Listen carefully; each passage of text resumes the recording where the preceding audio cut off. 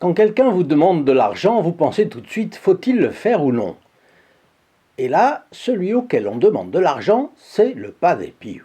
Ah, que pensez-vous que va faire le Padre Pio, lui qui tant de fois a plongé la main dans sa poche pour donner quelques billets qu'il avait reçus en offrande pour des messes? Il réfléchit, oui, mais il pense vite, et sa réponse ne tarde pas.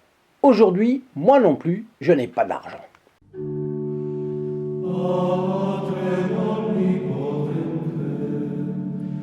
Cher ami fidèle du Padre Pio, bonjour.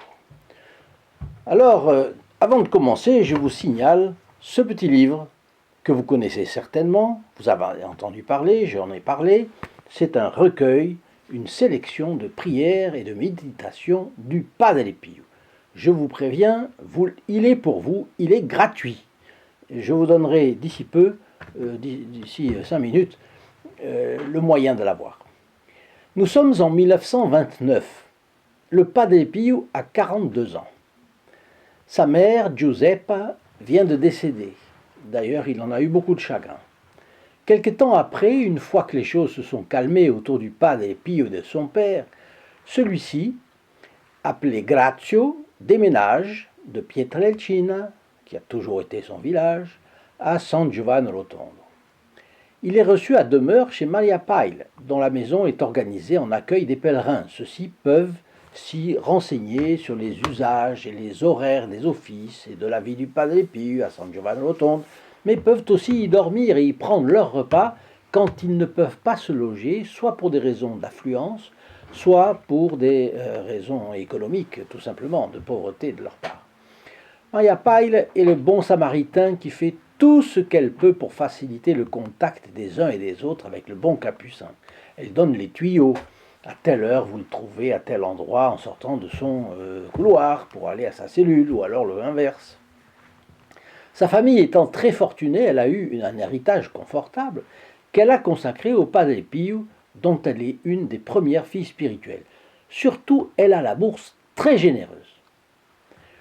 Et elle aide le Padre Pio autant qu'elle le peut. Il lui arrive même de demander l'aumône pour nourrir ses pauvres, quand sa mensualité ne suffit pas à les alimenter, à les chauffer, à les vêtir.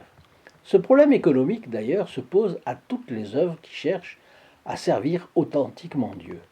Il y a toujours beaucoup de besoins et très peu de moyens. Je le vois de près avec notre chaîne, je sais que cela intéresse bon nombre d'entre vous, donc je vous en dis un mot. Quand on est économiquement juste pour une œuvre, tout est encore plus compliqué que pour les particuliers, parce que toutes les difficultés des particuliers se répercutent sur l'œuvre. C'est forcé. Alors l'un est tenté de renoncer à aider parce que le prix du gasoil va augmenter, un autre perd l'enthousiasme parce que malheureusement tout ce qui est tout beau tout nouveau ça enthousiasme, et puis quand ce n'est plus tout beau tout nouveau, les gens se lassent même des choses les meilleures, même de la messe, même du Padre Pio. Bon, vous savez, l'esprit est prompt à vouloir, mais la chair est faible. Bon, un autre encore a ses impôts qui lui pèsent, alors il est tenté de tout couper, etc. Mais il y a des choses qu'on ne peut pas couper. Par exemple, on ne coupe pas les impôts, ben sinon on va en prison, ou du moins on est poursuivi. Il est clair qu'on ne va pas obliger non plus ses enfants à se serrer la ceinture. Ce serait contre le droit naturel. On ne va pas arrêter le chauffage de sa maison, parce que les siens mourraient de froid. Il y a des dépenses incompressibles. Eh bien, je vous pose la question. Pour vous, le Padre Pio fait-il partie des choses, des dépenses incompressibles? Je ne vous demande pas de me répondre dans vos commentaires, mais vous pouvez vous répondre à vous-même sur ce plan-là. Est-ce que le Padre Pio fait partie des choses incompressibles dans mon budget? Parce que si vous gardez le Padre Pio, envers et contre tout, vous n'avez pas de souci à vous faire. Pour un œuf, il vous rendra toujours un bœuf. Comment pourrait-il ne pas aider celui qui fait quelque chose pour lui? Si on a la foi, c'est de bon sens. On en tire cette conclusion. Alors le Padre Pio doit être sauvegardé coûte que coûte, parce que c'est lui qui apporte le courage quand on le lui demande.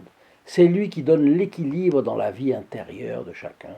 Lui qui disait, vous le savez, le démon est un chien enragé, oui, mais qui est attaché à une chaîne, il ne mord que si l'on s'approche. C'est lui encore qui insistait sur ne vous inquiétez pas, ne vous troublez pas, ayez la foi et faites confiance à Notre-Dame. Alors, enlevez le pas d'épi de la société et tout peut s'écrouler, surtout aujourd'hui, dans l'instabilité mondiale dans laquelle nous sommes tous. Alors, je reprends pour le père du Padre Pio, Grazio. Grazio a continué à vivre à Pietrelcina pendant quelque temps. Et il passait de temps à autre à San Giovanni Rotondo chez Maria Pile.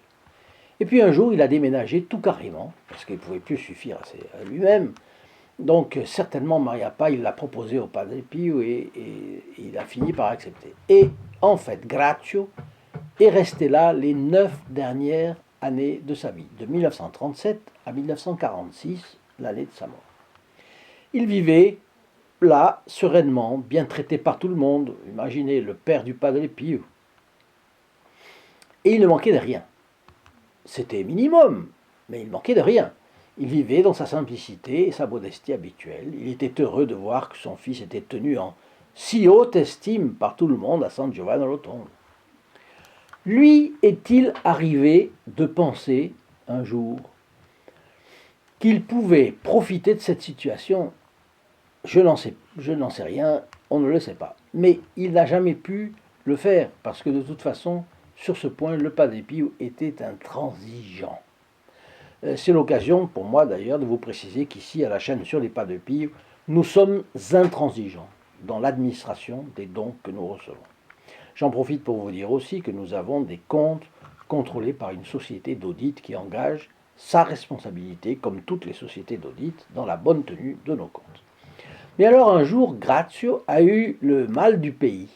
Il était à San Giovanni Rotondo et il a le mal du pays, non pas de l'Italie, mais de son village, Pietrelcina. Donc il est allé voir son fils. Et il lui dit, Franci, c'est ainsi qu'il l'appelait son fils, je veux retourner un moment à Pietrelcina, mais je n'ai pas d'argent pour le voyage. Donne-le-moi, toi. Et Padre Pio a répondu, Tata. Tata, c'est de manière affectueuse pour dire son père. Tata, je n'ai pas d'argent non plus. Alors, Grazio, qu'est-ce qu'il va répondre quoi? Comment est-il possible que tu ne l'aies pas, si tant de gens viennent ici et te donnent le plus d'argent qu'ils peuvent? Padre Pio réplique, c'est vrai, Tata, mais cet argent n'est pas à moi. Si tu veux partir, trouve l'argent pour le voyage. Si tu ne peux pas l'avoir, reste ici.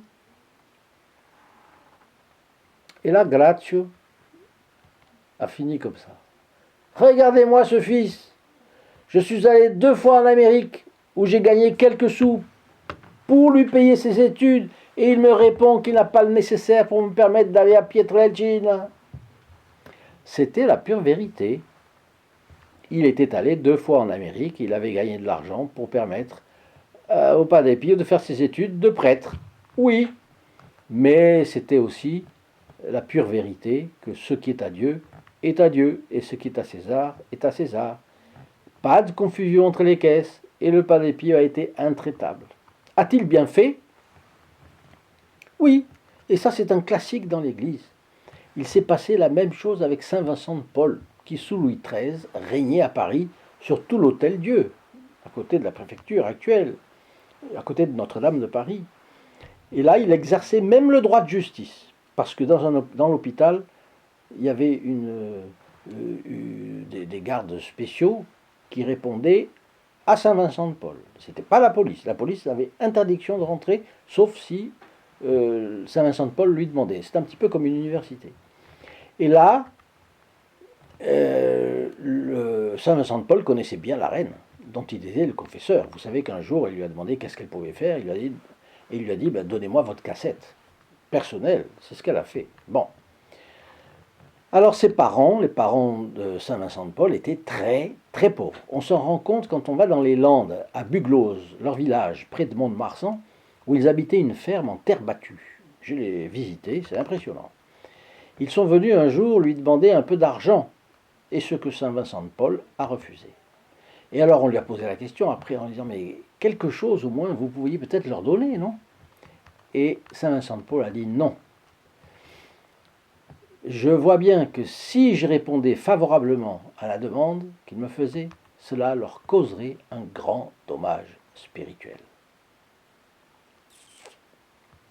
Alors je vous rappelle une fois de plus comment vous pouvez avoir ce petit recueil de prières du Padre Pio, qui est un trésor. Il contient des prières composées par le Padre Pio et récitées régulièrement par lui. Je vous en donne un exemple. Une qui s'appelle « Comment demander des grâces à votre ange gardien et communiquer avec lui ». C'est extrait d'une lettre du Padre Pio à sa première fille spirituelle, Raffaellina Serasi. Et vous en serez enchanté. Alors, je vous offre de vous procurer ce livret gratuitement. Ça ne vous coûtera rien. Le livret est gratuit et le port est gratuit aussi. Et vous téléphonez au téléphone que je vais vous donner. Pourquoi est-ce qu'on le fait? Parce que nous voulons mettre ça partout. Nous voulons mettre ça dans tous les foyers. La photo du Padre Pio dans tous les foyers. Les vidéos en les partageant dans tous les foyers. Le petit recueil de prières du Padre Pio dans tous les foyers. Et j'ai plein de projets. Je vais vous dire, j'ai plein de projets, de choses très intéressantes à vous communiquer ensuite. On verra une autre fois. Donc le téléphone, c'est 0805 36 08 47. Appel non surtaxé. Et même au prix d'un appel local pour la France et les dom-tom. Si la ligne est occupée, pas de problème. C'est que nos postes sont occupés. Alors, laissez-nous vos coordonnées, nom et téléphone, et nous vous rappellerons au plus vite. Vous et moi voulons diffuser au maximum la vie du Padre Pio dans tout notre pays. Alors il fallait s'en donner les moyens. Et ce petit livre est l'un des meilleurs moyens. Vous vous sentirez imprégné de la mentalité du Padre Pio. Et vous verrez pourquoi il est si important d'amener le plus possible de chrétiens à rencontrer le Padre Pio, à prendre contact avec sa vie, ses anecdotes, ses fioretti, qui sont toujours, pas toujours amusants, mais souvent amusants, généralement cocasses, et en tout état de cause très édifiant pour nous tous. Alors maintenant, je vous laisse la prière pour les parents, et c'est tiré d'un manuel de prière qui s'appelle Sursum Corda, élevé au cœur. Seigneur mon Dieu, Père de bonté et de miséricorde, écoutez favorablement les supplications que je vous adresse en faveur de mes chers parents. Vous avez donné, Seigneur, le précepte de l'amour filial en disant « Tu honoreras ton père et ta mère ». Vous avez imprimé dans nos âmes ce doux sentiment auquel vous avez voulu aussi lier notre bonheur, même sur la terre. Venez donc à mon secours et comblez pour moi tout ce que je dois à leurs soins et à leur tendresse, que je ne saurai jamais assez reconnaître. Répandez sur mes parents vos précieuses et abondantes bénédictions. Récompensez leurs vertus dans cette vie selon les desseins de votre providence et dans l'autre avec le bonheur éternel. Ô mon Dieu, accordez à mes parents si bons de longues années de vie afin qu'ils puissent me protéger dans mon enfance et ma jeunesse lorsque j'ai tant besoin de leur aide. Et aussi pour que dans leur vieillesse, j'ai la consolation de les accompagner et de leur rendre les services dont ils ont ou auront besoin. Je viens aussi vous demander de me rendre docile, obéissant et humble, afin que je puisse vous plaire, ô mon Dieu et Seigneur, et aussi donner satisfaction à mes chers parents. Ne permettez pas, Seigneur, que je leur cause jamais le moindre déplaisir, mais faites que je leur donne tout le plaisir et le bonheur qu'ils doivent attendre de mon amour et de ma vive reconnaissance. Ô mon Dieu, bénissez mes parents pour toujours et en tout pour l'amour de Jésus-Christ notre Seigneur. Ainsi soit-il. Eh bien, je vous dis à demain. Au revoir. In nome del Padre, del Figliolo e dello Spirito Santo, e così sia. Sia lodato Gesù e Maria, e